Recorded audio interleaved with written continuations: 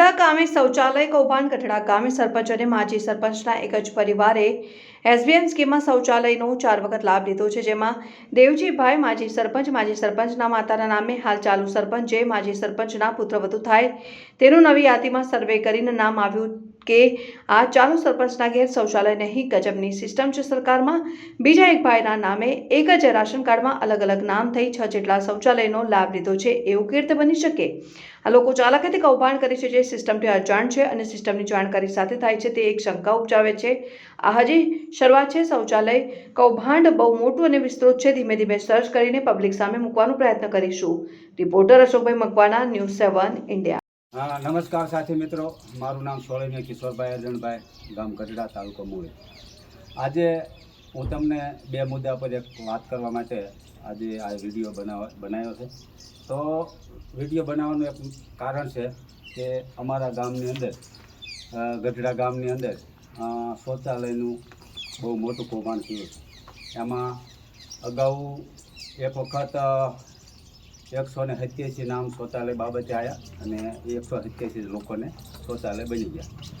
ત્યારબાદ ફરી વખતે બીજા 57 જેવા નામ એટલે કે શૌચાલયમાં આવ્યા અને શૌચાલય અમારા ગામમાં ગઢડામાં બની ગયા. એટલે ટૂંકમાં 240ની આસપાસ શૌચાલય ગઢડા ગામની અંદર બની ગયા અને એના પેમેન્ટ ને બધું પૈસા ને બધું ઉપડી ગયું.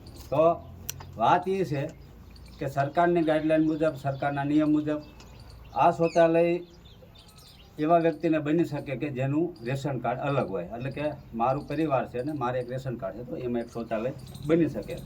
તો હું તમને આમાં જણાવીશ કે અમારા ગામના સરપંચ ખુદ, જે અત્યારે જે ચાલુ સરપંચ છે અને એના અગાઉના જે સરપંચ હતા દેવજીભાઈ મોતીભાઈ, એટલે કે એના ઘરના સજનબેન દેવજીભાઈ.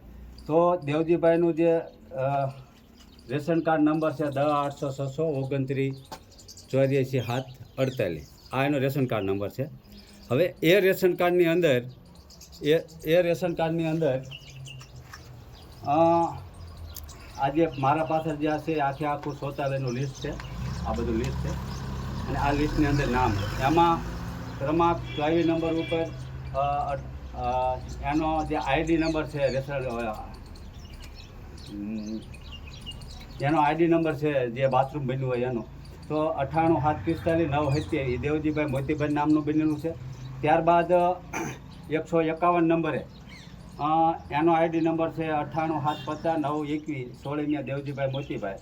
અને ત્યારબાદ એનો દીકરો છે વિષ્ણુભાઈ, એના વાઇફનું નામ એટલે કે વિલાસબેન અત્યારે હાલના જે સરપંચ છે એમના નામે નંબર 50 ઉપર 22-52-9-71 એ આઈડી નંબર છે.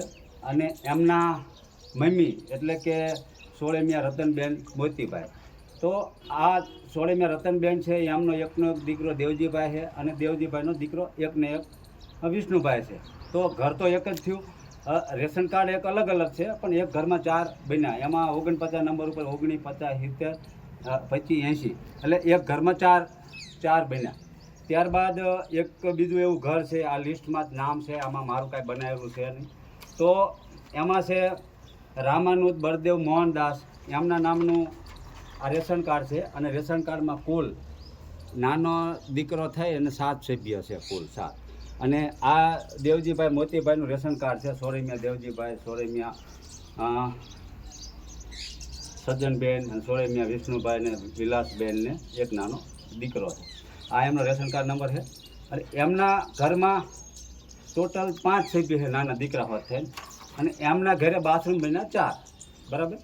ત્યારબાદ આજે છે રામાનુજ બળદેવ મોહનદાસ, એમના ઘરે ટોટલ બાથરૂમ બન્યા 6.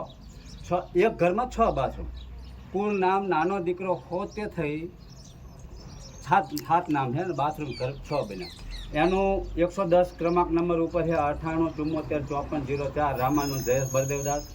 6 નંબર ઉપર છે 97-91-27-56 બળદેવ મોહનદાસ. ત્યારબાદ છે 43 નંબર ઉપર 97-95-91-04 જયેશ બળદેવદાસ.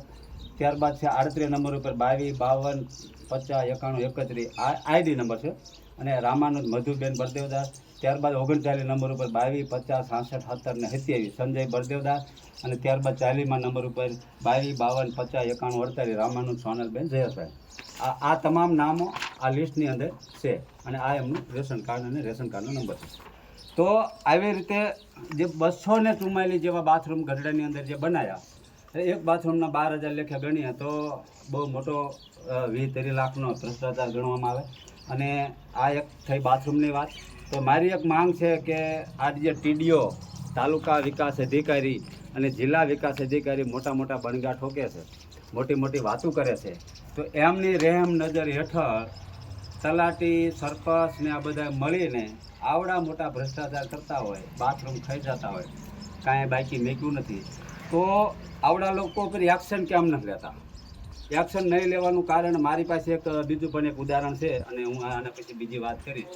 તો મારી આ ટીડીઓને અને જે જિલ્લા વિકાસ અધિકારી અને આપણા બાવસ પ્રાંત સાહેબ આ વિડીયો જો એમને મળે તો એ પણ આમાં થોડુંક ધ્યાન દે એવી મારી વિનંતી છે.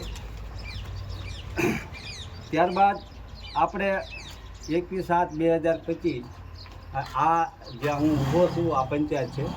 રાજુભાઈ આમ વિડીયો આમ ફેરવો છું, એટલે આ બાવળ ઉગી ગયા છે અને આ પંચાયત ઘર છે. જો આ નવું બનેલું, આ માંદુર જો, આ માંદુર બતાવો, બરાબર છે.